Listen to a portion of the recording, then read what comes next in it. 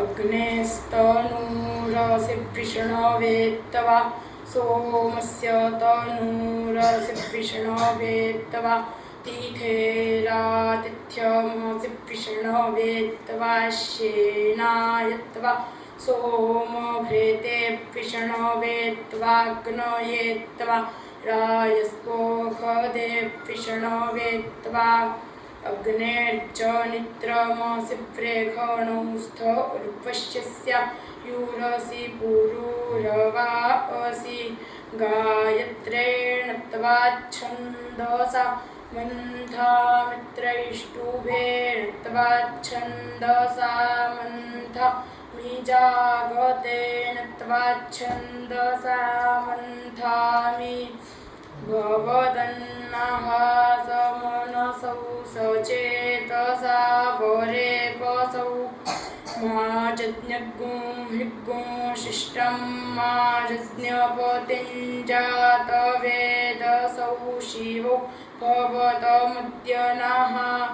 अग्नावग्निश्चरति प्रविष्टरेखीणां पुत्रो अभिषस्ति पावा स नः स्यो नः सुयजा जजेहो देवेभ्यो हव्यग्गो सदमप्रयुच्छन् स्वाहा आपतये त्वा परिपतये गृह्णामितनूनत्रे शक्वराय शक्वन ओजिष्ठाय अनाधृष्टमस्य नादृख्यन् देवानामोजो नभीषस्ति वा अनभीषस्तेऽन्यमञ्जसा सत्यमुपगे खगुस्विते माधाः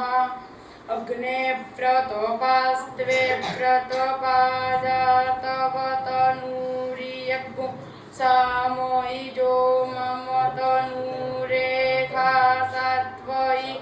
सहनौ प्रतपते प्रतान्यनुमे दीक्षां दीक्षापतिर्मन्यता मनुतपस्तपस्पतिः अग्गुंशुरग्गुंशुष्टे देवसोमाप्यायता मिन्द्रायैकधनविदे आतुभ्यमिन्द्राहाप्यायतामात्वमिन्द्रायप्यायस्व आप्याययास्मान् सखीन् आप्याययास्मान् सखीन् सन्न्या मेधया स्वस्ति ते देव सोमसुत्यामशीय एष्टारायः प्रेखे भोगाय रेतमृतवादिभ्यो नमोद्यावा पृथिवीभ्याम् जाते अग्नेयाः शयातनुर्परेष्ठा गोपरेष्ठा उग्रं वचो अपावधित्वेखं वचो अपावधित् स्वाहा जाते अग्नेरजाः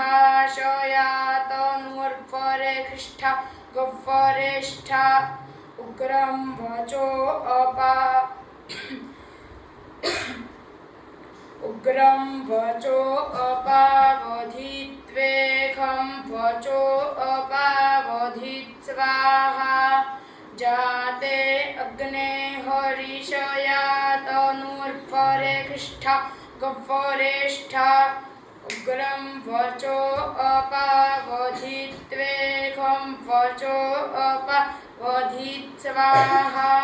तप्तायनी मे वित्तायनी मेऽस्यवतान्माना थितादवतान्माभ्यथितात विदेदग्निर्नभो नामाग्ने अंगिर आयुना नाम्ने हिजोस्यां पृथिव्यामसिजत्तेन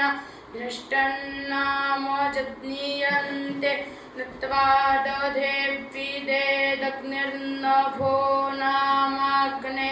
अंगिर आयुना नाम्ने हि जो द्वितीयस्यां पृथिव्यामोऽसीजत्ते न धृष्टन्न मोजत्नीयन्ते नत्वा दधेऽव्यदेदग्निर्नभो नामाग्ने अंगिर आयुनानाम्ने हि जस्त्रेतीयस्यां पृथिव्यामोऽसीजत्ते न धृष्टन्नामोजज्ञीयन्ते नत्वा दधे अनत्वा देववीतये सिग्गुह्यसि सपत्नसाहि देवेभ्यः कल्पस्व सिग्गुह्यसि सपत्नसाहि देवेभ्यः शुन्धस्व सिग्गुह्यसि सपत्नसाहि देवेभ्यः शुम्भस्व इन्द्रभोखस्त्वापशुभिः पुरस्तात्पातुश्चेतास्त्वा रुद्रैः पश्चात्पातु मनोजवास्त्वा पितृभिर्दक्षिणतः पातु विश्वकर्मात्वा दित्यैरुत्तरतः पात्विदमहन्तप्तं वार्बहिर्थ यज्ञान्निः त्रेजामि सिग्गुह्यस्य स्वाहा सिग्गुह्यस्यादित्यवनिः स्वाहा सिग्गुह्यस्य ब्रह्मवनिः क्षत्रवनिः स्वाहा सिग्गुह्यसि सुप्रजावनिरायस्पो खवनिः स्वाहा सिग्गुह्यस्या वह देवान्यजमान यस्वाहा भूतेभ्यस्त्वा ध्रुवोऽसि पृथिवीन्द्रिग्गुध्रुवक्षिदस्यन्तरिक्षन्द्रिग्गु हाच्युतक्षिदसि दिवन्द्रिग्गु हाग्नेः पुरीकमसि जुञ्जते मन उत जुञ्जते धियो विप्राग्विप्रस्य बृहतोऽपि पश्चिताः विहोत्रा दधे पयुना विदेक इन्महि देवस्य सवितुः परिष्टुतिः स्वाहा इदं विष्णुर्विचक्रमे त्रेधानि दधे पदं समूढमस्य पाकुंसुरे स्वाहा इरावती धेनुमतिः भूतग्गु सूयवसिनी मनवेदशस्या विस्कभनारोदसी विष्णवेते दादर्थ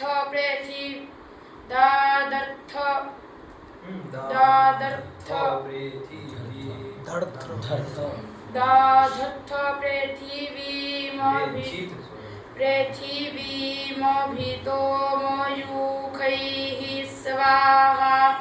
देवश्रुतौ देवेख्वा घोखतं प्राचीप्रेतमध्वरं कल्पयन्ति ऊर्ध्वं यज्ञन्नयतं जिह्वरतं स्वङ्गोष्ठमावदतं देवी दुर्जे आयुर्मा निर्वा दिष्टं प्रजां मा निर्वादिष्टमत्र रमेथां वर्क्मन् पृथिव्याः विष्णोर्नुकं वीर्जा निप्रवोचञ्जाः पार्थिवा निप्पिममे रजागुंसि जो अस्कभायदुत्तरक्कु सधस्थं विचक्रमाणस्त्रेधोरुगायो विष्णवेत्त्वा दिवो वा विष्ण उत वा पृथिव्यामहो वा विष्ण उरो रन्तरिक्षात् उभाहि हस्तावसूना प्रेणस्वा प्रयच्छ दक्षिण दोत सव्याद्विष्णवेत्त्वा प्रतद्विष्णुस्तव देवीर्चेण मृगो न भीमाः कुचरो गिरिष्ठाः जस्योरुहुत्रिखुब्विक विक्रमणे क्वधिक्षीयन्ति भुवन निविश्वा विष्णोरराटमसि विष्णोः विष्णोः स्यु रसि विष्णोर्ध्रुवोऽसि वैष्णवमसि विष्णवे त्वा देवस्य त्वा सवितुः प्रसवेश्विनोर्बाहुभ्यां पूषणो हस्ताभ्याम् आददेनार्जसीदमहगुं रक्षसाङ्ग्रीवा अभिक्रन्तामि बृहन्नसि बृहद्रवा बृहतीमिन्द्र यवाचं वद रक्षोहणं फलगहनं वैष्णवी मिदमहन्तं फलगमुत्किरा मिजं मे निष्ट्योजममात्यो निचखानेदमहन्तं फलगमुत्किरा मिजं मे समानो निचखानेदमहन्तं फलगमुत्किरा मिजं मे सबन्धुर्जमसबन्धुन्निचखानेदमहन्तं फलगमुत्किरा मिजं मे सजातो निचखानोत्कृत्याङ्किरामि स्वराडसि सपत्नः सत्रराडस्य भीमातिहा जनराडसि रक्षोः सर्वराडस्य मित्रः रक्षोहणो वो फलगहनः प्रोक्ष विवैष्णवान् रक्षोहणो वो फलगहनो वनया विवैष्णवान् रक्षोहणो वो फलगहनो वस्त्रेणां विवैष्णवान् रक्षोहणौ वाम्बलगहना उपदधा विवैष्णवी रक्षोहणौ वाम्बलगहनौ पर्जुः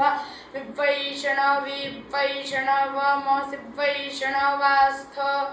देवस्य त्वा सवितुः प्रसवेश्विनोर्बाहुभ्यां पूषणो हस्ताभ्याम् आददेनार्जसीदमहगुं रक्षसाङ्ग्रीवा अभिक्रन्तामि जवोऽसि जवयास्मद्वेखो जवया रातिर्दिवे त्वान्तरिक्षाय त्वा पृथिव्यै त्वा षण्ढन्ताल्लोकाः पितृखदनाः पितृखदनमसि उद्दीवगुस्तभानान्तरिक्षं प्रेणदृक्गु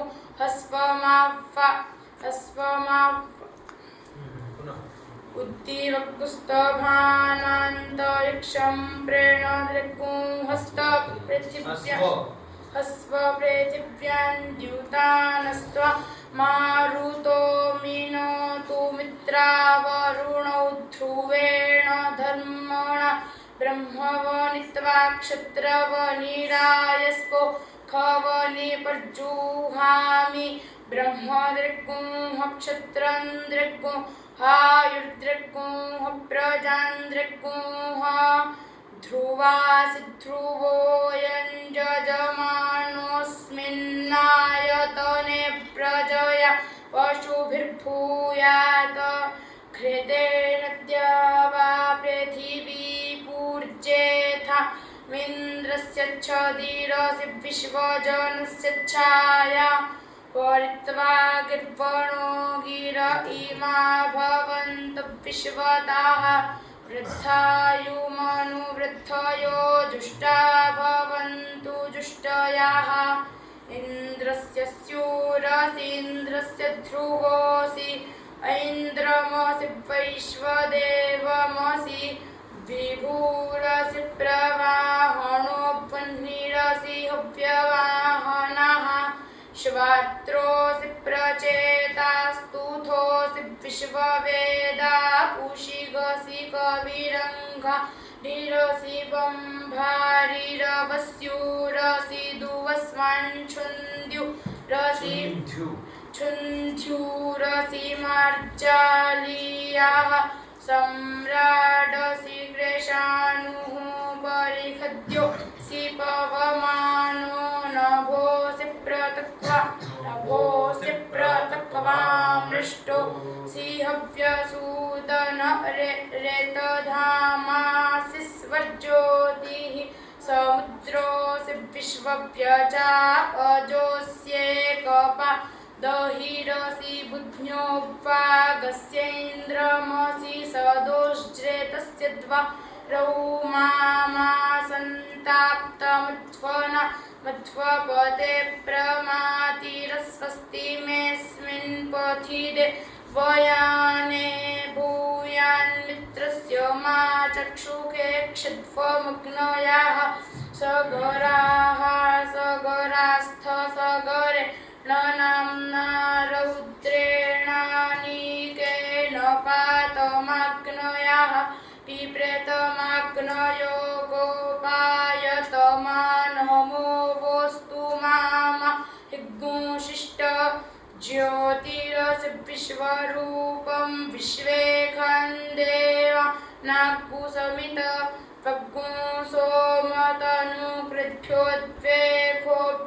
सोमतनुकृद्भ्योद्वेगोक्षोण्यकृतेभ्य उरुजन्त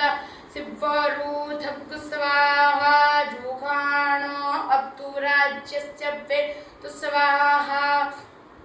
अग्नेन यशुपधाराये अस्मान् विश्वा निदेवपयूनानि विद्वान्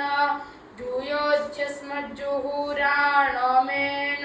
भूष्ठन्तेन म उक्तिं विधेम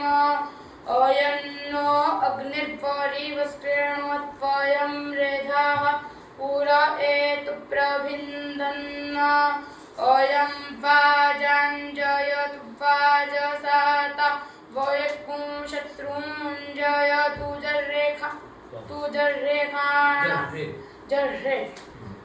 जर्रेखाणाः स्वाहा ऊर्विषणो विक्रमस्वोरुक्षयाय नस्क्रेधि घृतं घृतयोने पीव प्रयज्ञपतिन्तिरस्वाहा देव सवितये खते सोमस्तग्गु रक्षस्व मात्वादभन्न एतत्त्वन्देव सोमदेवो देवा उपागा इदमहं मनुष्यान् सवराय स्पोके न स्वाहा निर्वरुणस्य पाशान्मुच्ये अग्ने व्रतपास्त्वे व्रतपाजातव तनुर्मज्जभूदेखा सात्वयि जो मम तनुस्त्वज्जभूदियपुंसामयि यथा यथन्नौ व्रतपदे व्रतान्यनुमे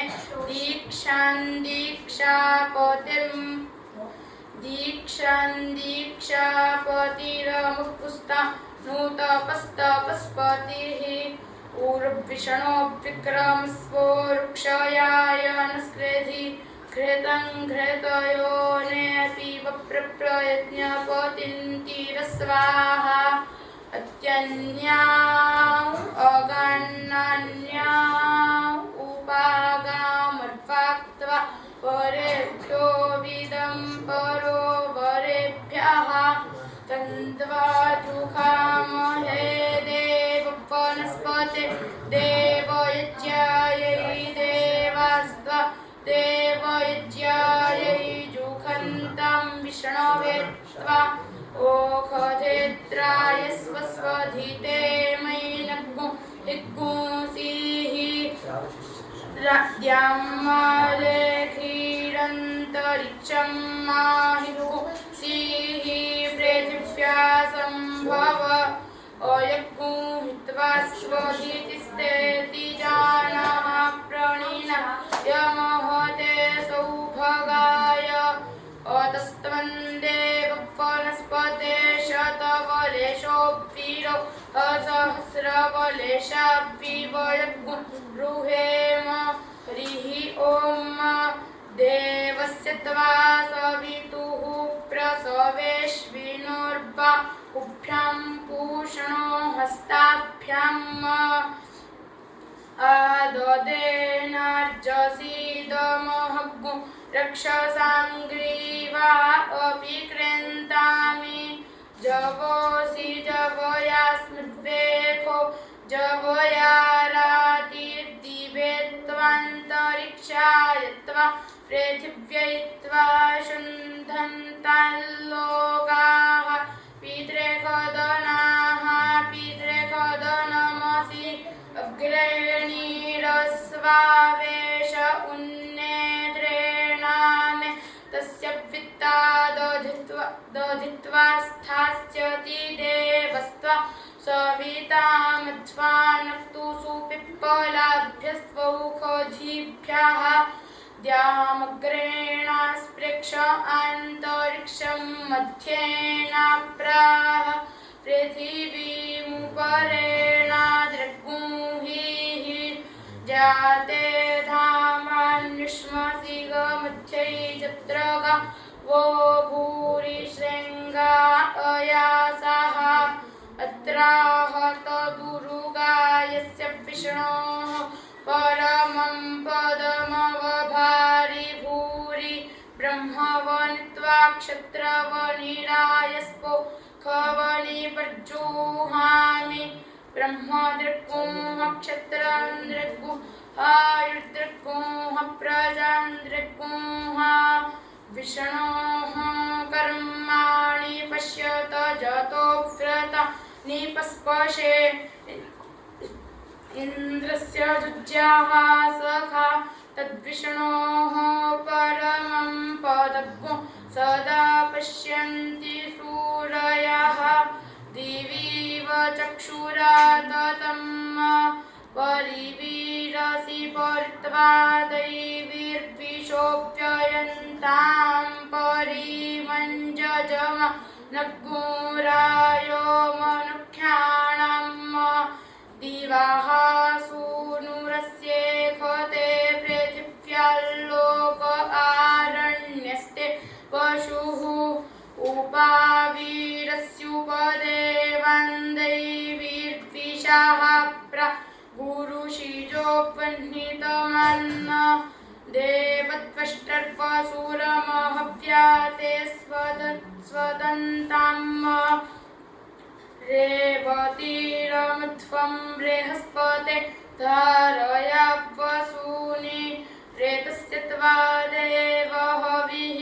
पाशेन प्रतिमुञ्चा मिधरेखामानुखाः देवस्य त्वा सवितुः प्रसवेश्विनोर्बाहुभ्यां पूषणो हस्ताभ्याम् अग्नये जुष्टं गृह्णाम्यग्नि अग्नये जुष्टं अग्निहोमाभ्यां जुष्टन्नियुनच्मि अभ्यस्पौषधीभ्यो नुत्वा माता मन्यतामनुपिता नुभ्राता सगर्भ्यो नु सखा सयूथ्यः अग्निहोमाभ्यां त्वा जुष्टं प्रोक्ष्यामि अपाम्पेरुरस्यापो देवीः स्वदन्तु स्वात्तन् चिच्छद्देव हविः सन्ते प्राणोपातेन गच्छता कुसमङ्गा निजजत्रैः संजज्ञपतिराशिखा घृतेनाक्तौ पशुंस्त्राय ठाकुरेवति जजमाने प्रियन्धा आविश उरोरन्तरिक्षात् सजुर्देवे नवातेनास्य हविखस्मना जजसमस्य तन्वा भव परे क्षीरसि यज्ञे यज्ञपतिन्धाः स्वाहा देवेभ्यः स्वाहा माहिर्भूर्मा प्रेदा कुर्नमस्त आताना नर्वा प्रेहि रेतस्य पथ्या अनु देवीरापः शुद्धा फोट्फग्गु सुपरिविष्टा देवे कुसुपरिविष्टा वयं परिवेष्टा रो भूयास्म वाचन्ते शुन्धामि प्राणन्ते शुन्धा मी चक्षुस्ते शुन्धामि श्रोत्रन्ते शुन्धा मीनाभिन्ते शुन्धामि मेढ्रन्ते शुन्धा निपायन्ते शुन्धामि चरित्रांस्ते शुन्धामि मनस्त आप्यायतां वाक्त आप्यायतां प्राणस्त आप्यायतां चक्षुस्त आप्यायतां श्रोत्रन्त आप्यायतां जत्ते क्रूरञ्जदास्थितं तत्त आप्यायतां निष्ट्यायतां तत्ते शुद्ध्यतुषमहोभ्यः ओखधेत्राय स्वस्वधिते मैनकुंहिकुंसीः रक्षसाम्भागोऽसि नीरस्तग्गो रक्ष इदमहग्गुं रक्षोभितिष्ठामीदमहग्गुं रक्षो वबाध इदमहग्गुं रक्षो धमन्तमोनयामि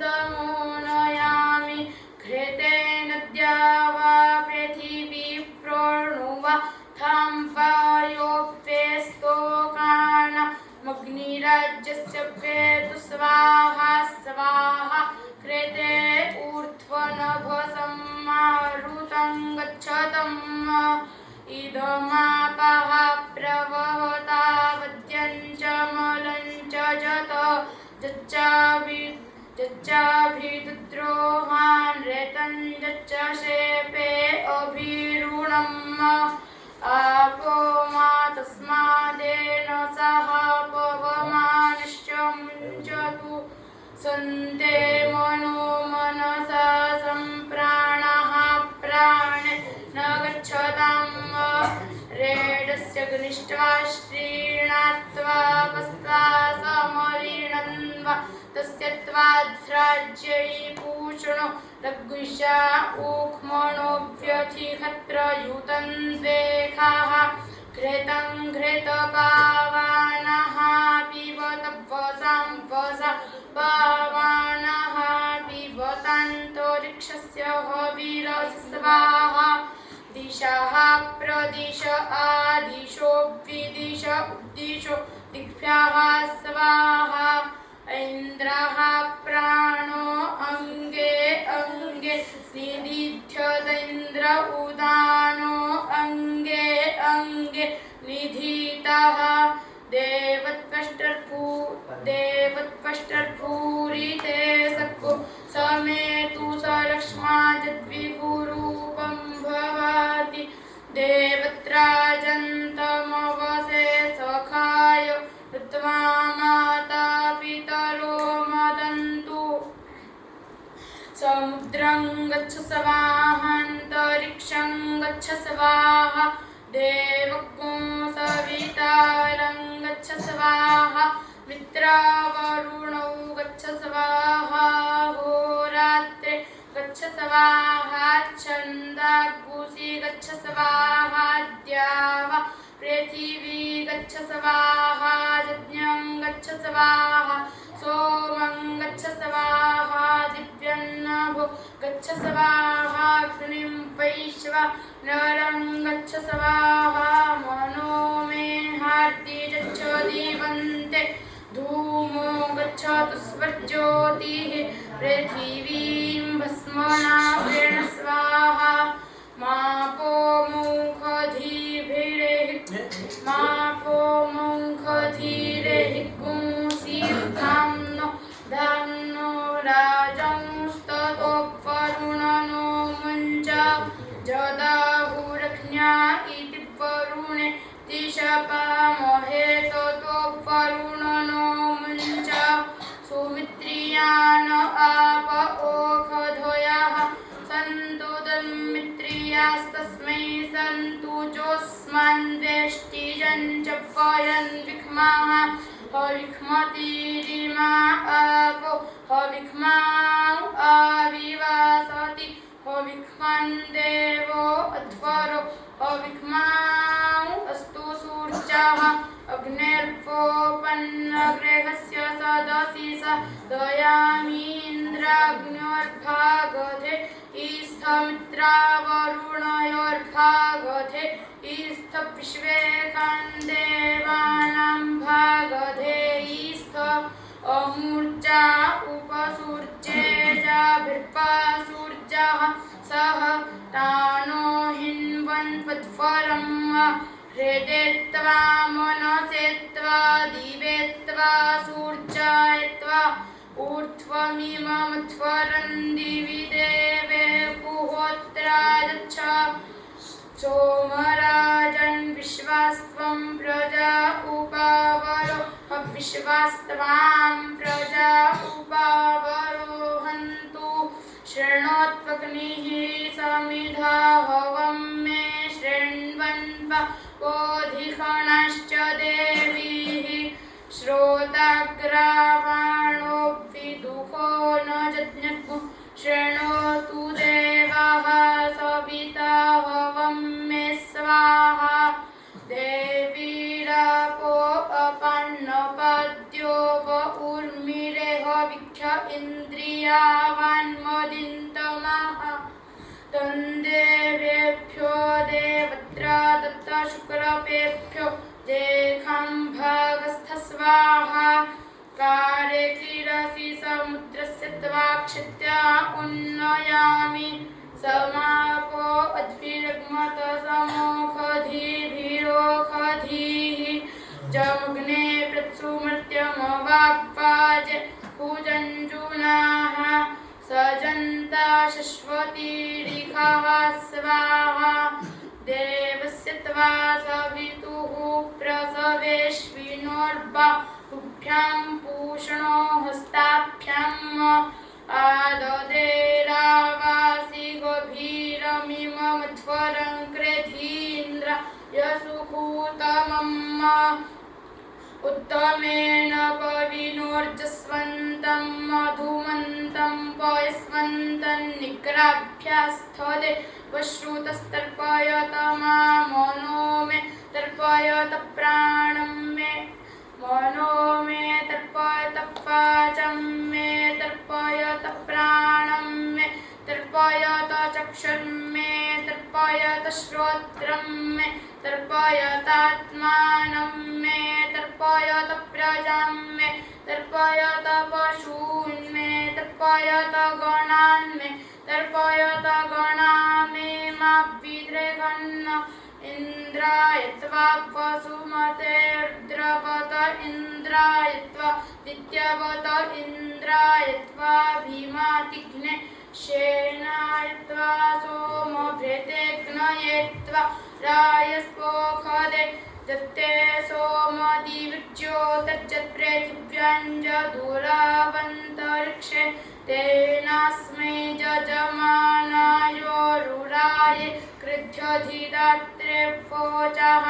श्वात्रास्थप्रत्रतुरो राधो भूर्ता अमृतस्य पत्नीः ता देवीर्देवत्रे मञ्जन्यन्नयतोपहूताः सोमस्य पिबत माभिर्मासं विक्था ऊर्जन्नत्वदिकोणे पीड्वि सती पीडयेथामूर्जन्दधाथाम् पाप्माहतो न सोमः प्रागपागुदगधराक् सर्वतस्त्वादिश आधावन्तु अम्बनिः परसमरिर्विदाम् कमङ्गप्रशिपुंसि भो देवः शविष्ठमृत्यम् तत्त्वदन्यो मघवन्नस्ति मृडितेन्द्रब्रवीमिते वचः हरिः ॐ वाचस्पतये पवस्व वृषणो अग्नो शुभ्याङ्गभस्तिपूताः देवो देवेभ्यः पवस्वजेखं भावोऽसि मधुमतिर्न इह स्कृधिजत्ते सोमाता गृह्णामि तस्मै ते सोम स्वाहा स्वाहोर्पन्तरिक्षमन्वे विश्वाङ्कृतो विश्वेभ्य इन्द्रियेभ्यो दिव्येभ्यः पार्थिवेभ्यो मनस्त्वाष्टु स्वाहा त्वासुभवसुर्चा यो देवेभ्यस्त्वामरीचिपेभ्यो देवापुंसोऽस्मै त्वेणे तत्सत्यमुपकृता भङ्गे न हतोऽसौ फट्प्राणाय त्वाव्यानाय त्वा उपयाम गृहीतोऽस्यन्तर्जच्छमघवन् पाहि सोमम् उरुक्षराय एकोजस्व अन्तस्तेत्यावा पृथिवी दधाम्यन्तर्दधाम्यर्पन्तरिक्षम् सजुर्देवेभिरवरैः परैश्चान्तर्जामे मघवन्मादयस्व स्वाङ्कृतो विश्वेभ्य इन्द्रियेभ्यो दिव्येभ्यः पार्थिवेभ्यो मनस्त्वाष्टु स्वाहा त्वा सुभवसुर्जाय देवेभ्यस्त मरीचिपेभ्य उदानाय त्वा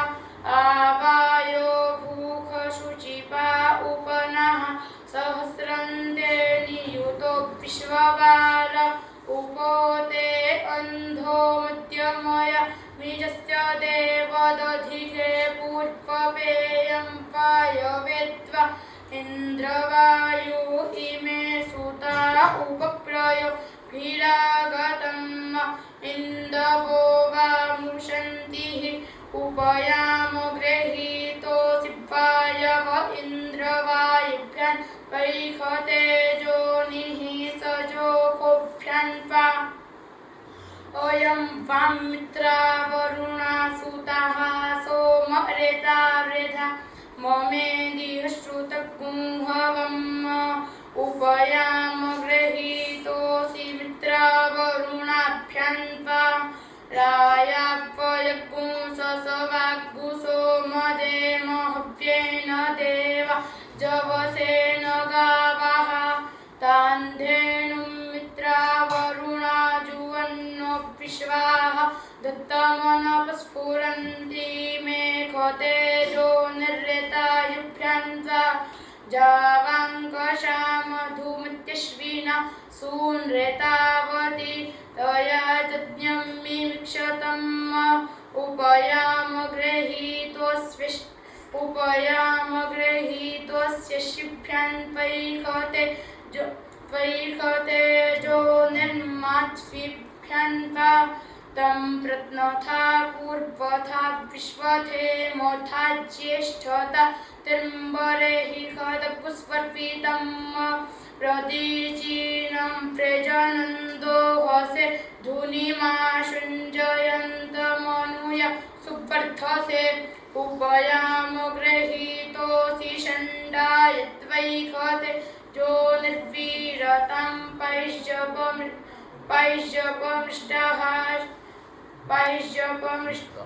पाय्यपमृष्टः षण्डो देवास्ता शुक्रपाः प्रणयन्त्वनाधृष्टासि सुवीरोऽभिरान्त्रजनयन् परिजभिरायस्पोखे न जजमानम् संजग्मानो दिवा पृथिव्या शुक्राः शुक्रशोचिखा निरस्ताः षण्डः शुक्रस्याधिष्ठानमसि अच्छिन्नस्य ते देव सोमसुवीर्यस्य राजस्पो खस्य ददिताराः स्याम सा प्रथमा संस्कृतिर्विश्ववार सप्रथमो वरुणो मित्रो अग्निः सप्रथमो बृहस्पतिश्चिकित्वांस्तस्मा इन्द्राय सुतमा जुहोत स्वाहा त्र्यम्पन्तु होत्रामध्वोजाः स्विष्टाजाः सुप्रीता सुहूताय स्वाहायाडग्नीत अयं वे नश्चोदयत्रश्निगर्भाज्योतिर्जरा यूरजसो विमाने पाग्भुसङ्गमे सूर्यस्य शिशुन्नव्यभ्रमतिभिरिहन्ति उपयामगृहीतोऽसि मत्कायत्वा मनो न जेकुहवने कुतिग्मं विपाः शच्यापनुथोद्रवन्ता आयः शच्याभिस्तुभिन्द्रेम्नो अस्या श्रीणीत दिशङ्गभस्तावे खतेजोनिः प्रजाः पाहिष्यपमृष्टो मर्को देवास्तवन्थिपाः प्रणयन्त्वनाधृष्टासि सुप्रजाः प्रजाः प्रजनयन् परिष्यभिराजस्पोखे न जजमानं संजग्मानो दिवा पृथिव्याशु मन्थिशोचिख निरस्तो मर्को मन्थिनोऽधिष्ठानमसि जे देवासो दिव्येकादशस्थ पृथिव्या मध्येकादशस्थ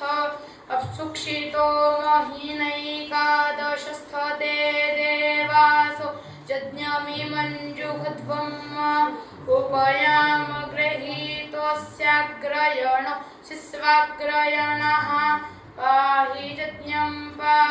यज्ञपतिं विष्णुस्त्वमिन्द्रियेण पातु विष्णुन्त्वं पैष्यभिसवनानि पाहि सोमः पवतेऽस्मै ब्रह्मणेऽस्मै क्षत्रायास्मै सुन्वते जजमानाय पवत इख ऊर्जे पवतेभ्य ओ सोमः पवतेऽस्मै ब्रह्मणेऽस्मै क्षत्रायास्मै सुन्वते जजमानाय पवत इख ऊर्जे पवतेभ्य ओषधीभ्यः पवतेद्यावा पृथिवीभ्यां पवते सुभूताय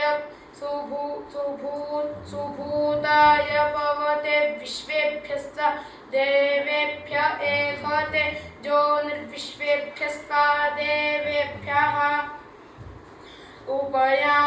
उपयामगृहीतोऽसि इन्द्राय त्वा बृहद्वते वयस्वत उत्थाप्यं गृह्णामि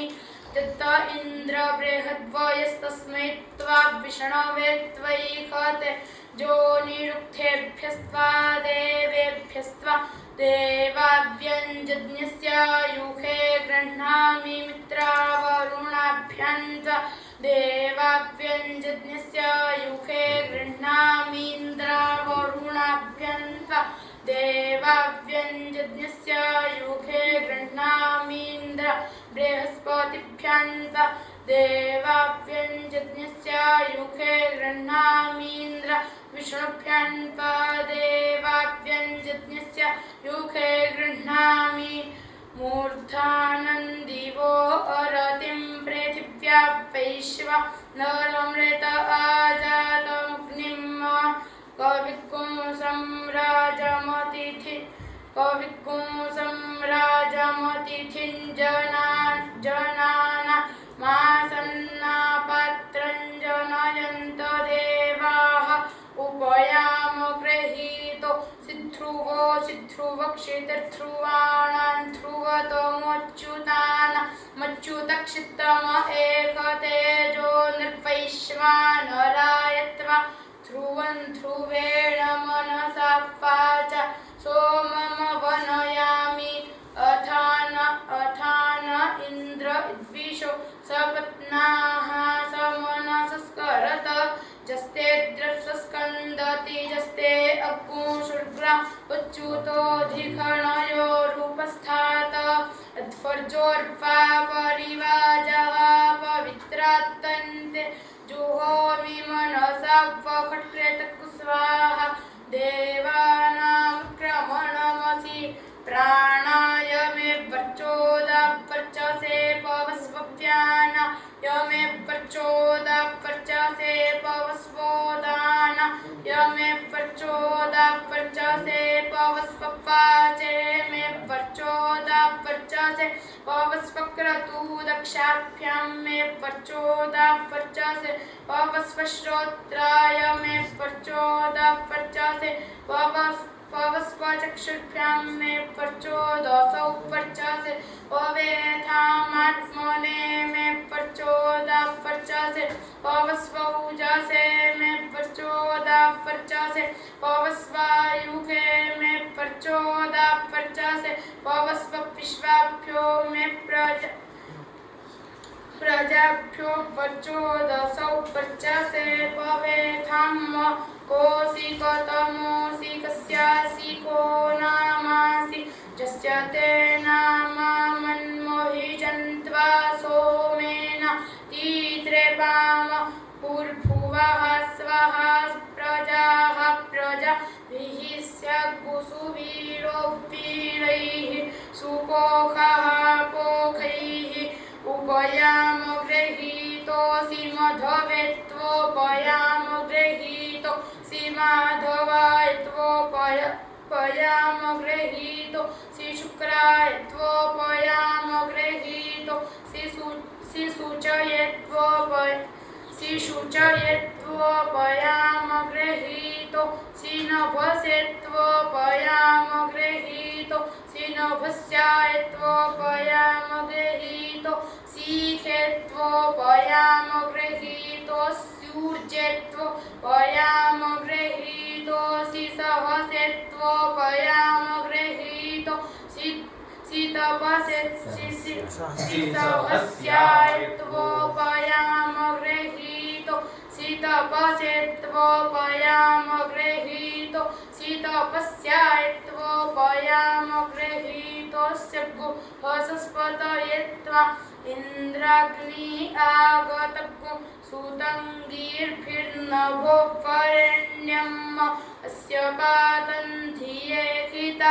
उपयामगृहीतोऽसीन्द्राग्निभ्यन्वैखते जोनिरिन्द्राग्निभ्यन्वा आघाजे अग्निमिन्धते स्त्रेणन्ति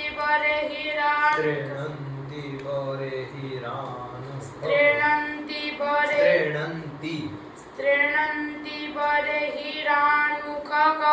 जेखामिन्द्रो जुवासक उपयामगृहीतोऽस्यग्नीन्द्राभ्यन्वैखते जोनिरग्नीन्द्राभ्यन्वा ओमासश्चरेखणी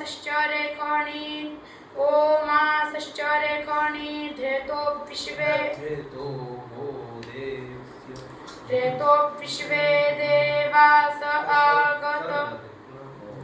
ओमासश्चरेखणी धृतो विश्वे ओमासश्चरेखणी धृतो विश्वे ओमासश्चरेखणी धृतो विश्वे देवास ओमासश्चरेखणी धृतो विश्वे देवास आगत दाश्वापुंसो दाशुखः सुतम् उपयामगृहीतोऽसीन्द्रायत्वा विश्वकर्मण एकते जोनिरिन्द्राय उपयामगृहीतोऽसीन्द्रायत्वा मर्त्वत एकते जोनिरिन्द्रायत्वा उपयामगृहीतोऽसि विश्वेभ्यस्त्वा देवेभ्य एकते जोनिर्विश्वेभ्यस्त्वा देवेभ्यः विश्वे देवास आगत शृणुताम इमगुहवम् एदम्बरेहिर्निखीदत उपयामगृहीतो विश्वेभ्यस्त्वा देवेभ्य एकते जोनिर्विश्वेभ्यस्त्वा देवेभ्यः इन्द्रमूर्ध्व इह पाहि सोमञ्जथा शार्जाते अपिवाह सुतस्य तव प्रणीति तव शूरशर्मन्ना विवासन्ति कवयः सुयज्ञाः उपयामगृहीतोऽसीन्द्रायत्वा मर्त्वत एकते जोनिरिन्द्रायत्वा मर्त्वते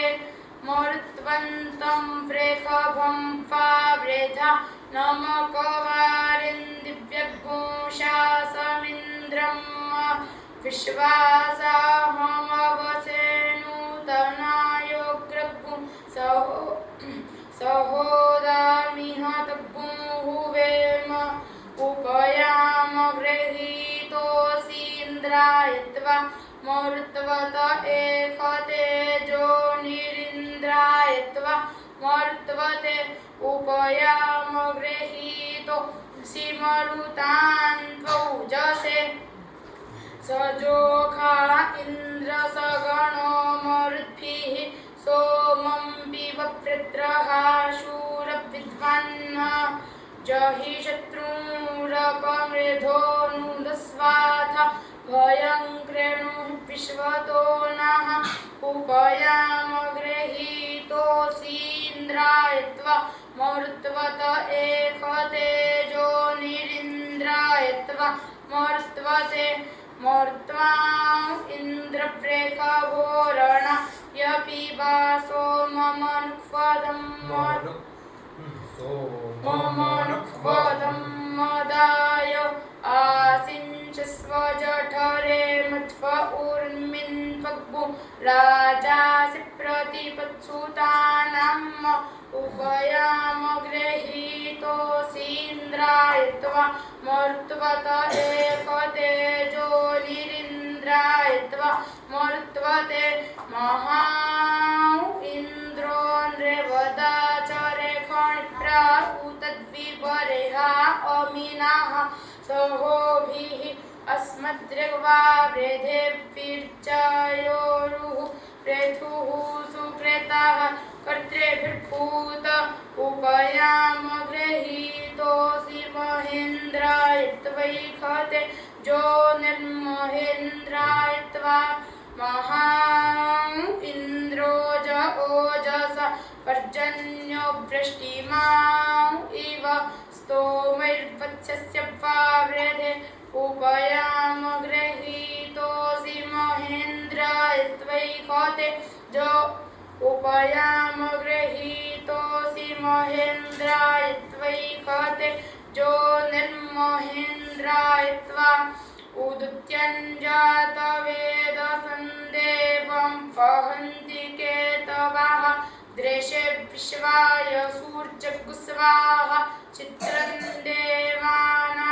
देवानामुदगादनि कञ्चक्षन्मित्रस्य वरुणस्याग्नेः आप्राद्या वा पृथिवी अन्तरिक्षगु सूर्य आत्मा जगतस्तस्तु ह्यश्च स्वाहा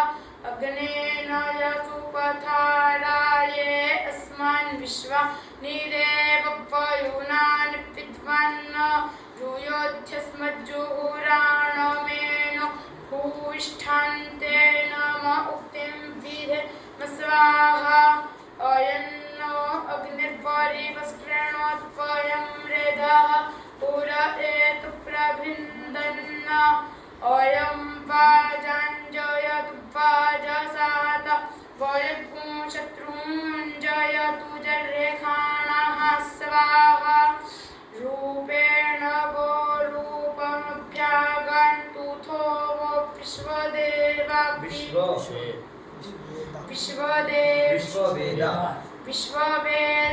विभजतु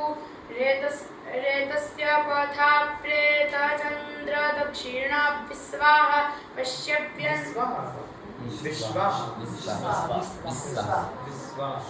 विश्वाहा पश्यव्यन्तरिक्षं जातस्वसदस्यैः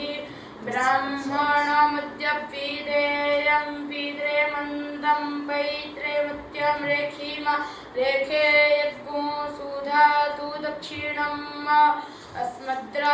अस्मद्रातादेवत्रा गच्छत प्रदात रमा विशत अग्नये त्वा मह्यं वरुणो ददातु सो मृतत्वमशीयायुक्तात्र एधिमयो मह्यं प्रतिग्रहीत्रे रुद्राय त्वा मह्यं वरुणो ददा तु सोऽमृतत्वमसि यप्राणो दात्र एधिपयो मह्यं प्रतिगृहीत्रे बृहस्पतये त्वामह्यं वरुणो ददातु सोऽमृतत्वमसि मृतत्वमसि यद्वक्तात्र एधिमयो मह्यं प्रतिगृहीत्रे जमायत्वा मह्यं वरुणो ददातु सोऽमृतत्वमसि यहयो तत्र एधिमयो एधिपयो मह्यं प्रतिगृहीत्रे कोदात् कस्मा अदात् कामो दात् कामायादात् कामो दाता कामः प्रतिगृहीता कामैतत्ते हरिः ॐ उपयामो गृहीतोऽसि। ओम स्वस्ति।